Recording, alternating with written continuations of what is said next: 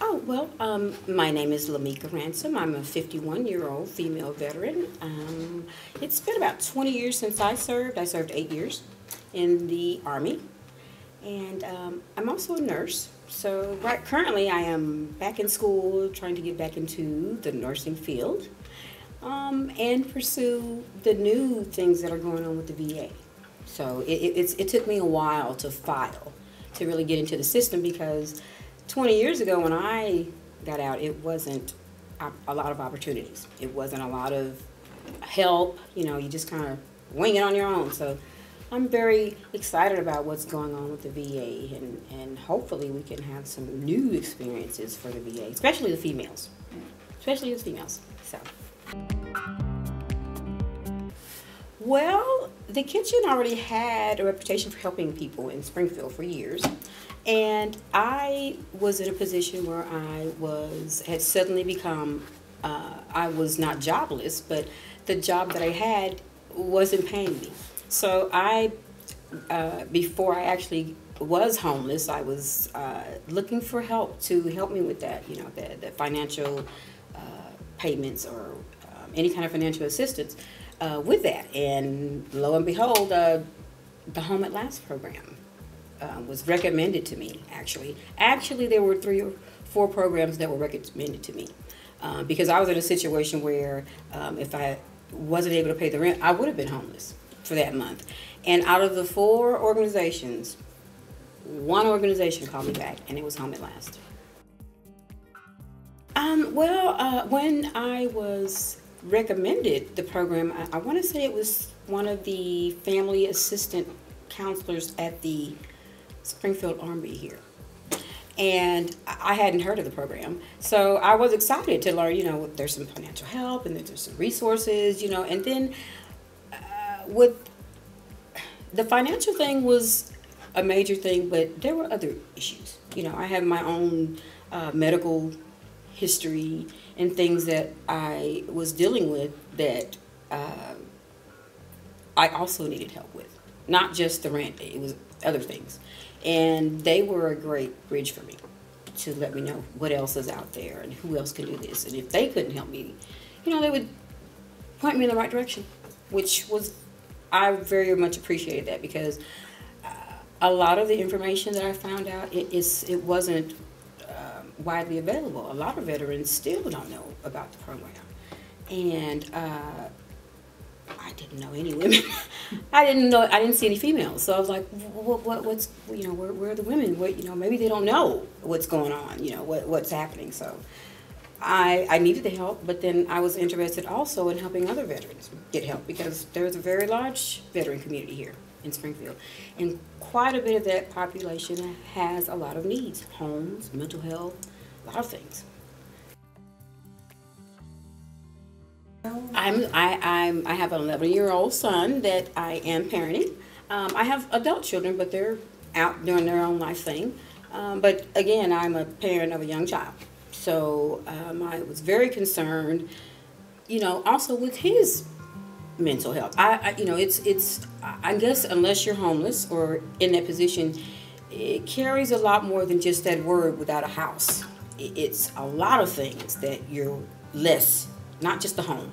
You know, when you don't have a roof over your head, how can you worry about getting a job or anything else when you don't even know if you're going to be safe that night or even eat that night? And then there's the child. If you have children, it's even worse. So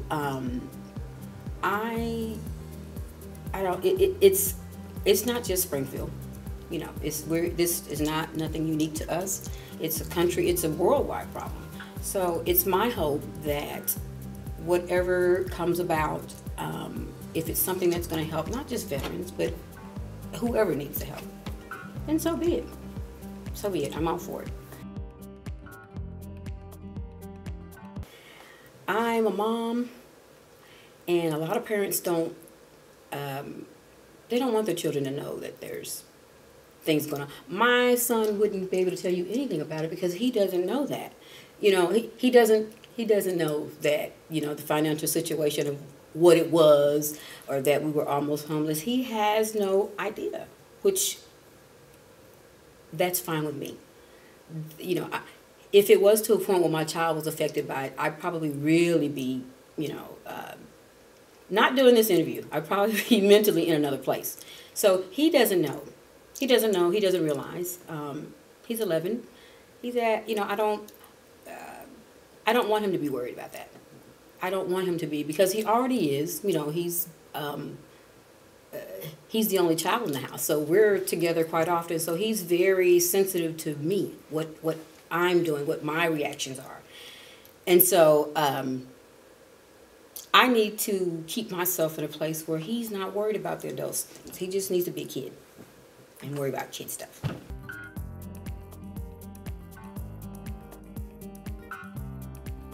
Well, the first immediate was relief, because when I called, it was like, yes, we can help you.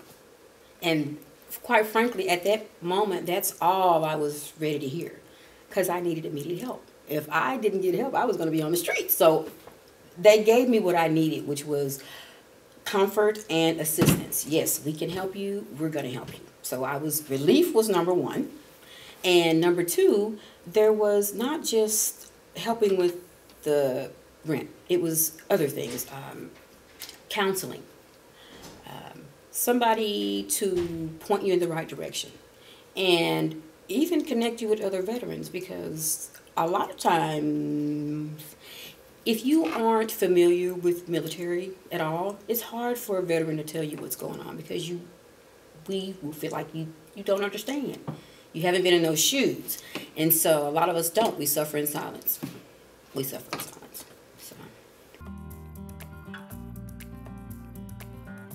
Yes, it's different. The military has its own society within itself, and unless you've been in it, it's hard to or been married. You don't have to have served. You could have, you know, spouses and children they serve with the service member, and unless you've been in that kind of life, it's different. It's got its own. It runs on its own. It's a certain lifestyle, you know, and everybody can't do that. You're away from your family.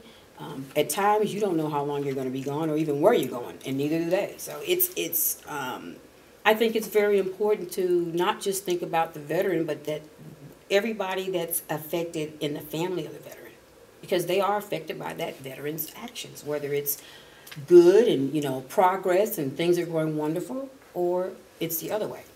You know, and we've heard all too much about those incidences. What are some? Well, for me personally, I had an issue with asking for help. I did not want to feel like a failure. You know, I have been able to accomplish a lot of things. I'm proud of myself. Because I am, number one, I'm a female, and I'm small. I was smaller than what the military allowed, and yet I still persevered, and I succeeded. So I was proud of myself to be able to you know, accomplish this thing that I did, and I didn't want to admit that I needed help. And so the biggest thing for me was pride, you know, to ask for the help, and then getting the help, because there's been situations where I have asked for help, and there was no help. So I didn't know what to do. My experience throughout the years with the military was no help, you know. So I was like, is this real? Okay, what's the catch? You know, but when you're down to your last, you know, you just cross your fingers, say a prayer, and you wing it. So that's what I did. I gave them a chance to help me, and they did.